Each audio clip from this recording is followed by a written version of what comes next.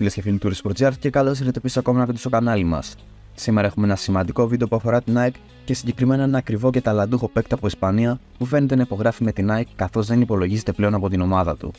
Πριν προχωρήσουμε στο βίντεο, θέλω να σας ενημερώσω πως μόνο το 5% από εσάς είστε εγγεγραμμένοι. Οπότε μην ξεχάσετε να πατήσετε γραφή, like και να μοιραστείτε με ένα φίλο σας. Ο Αλέξις Βέγκα, ένας 25χρονος Μεξικάνος επιθετικός με συμβόλαιο στη Chivas, αναζητά ενεργά μια νέα ποδοσφαιρική στέγη. Αυτή η αναζήτηση οδήγησε την ΑΕΚ στην Ελλάδα να θεωρείται πιθανός προορισμός για αυτόν. Η κατάσταση στο Chivas είναι περίπλοκη, με πειθαρχικά ζητήματα να οδηγούν στον αποκλεισμό του Βέγκα από τα πλάνα της ομάδας. Η μεξικάνικη σελίδα Elgoton ανέφερε την ΑΕΚ ως πιθανό ευρωπαϊκό προορισμό για τον Βέγκα, επικαλούμενη τη διοίκηση του συλλόγου του Ματίας Αλμέιδα, έναν προπονητή που εκτιμάται ιδιαίτερα από τους παίκτες του Μεξικού.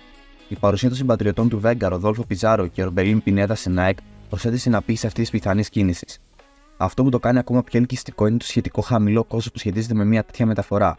Ενώ δεν έχουν αναφερθεί συγκεκριμένες προτάσεις, η ευελιξία του Βέγκα, ο οποίος μπορεί να παίξει τόσο επιθετικός όσο και αριστερός εξτρέμ, παρουσιάζει μια συναρπαστική προοπτική για την ΑΕΚ. Ο Βέγκα, λοιπόν, αναφέρουν μεξικάνικες εφημερίδες, φεύγει σφαίρα γιατί έπεσε σε μυαλό και ξέρει πολύ καλά ποιον δρόμο πρέπει να πάρει για να βρεθεί στη Νέα Φιλαδέλφια. Όσο καλά ξέρει άλλωστε και τα στενά για να τριμπλάρει τους αντίπαλους αμυντικούς.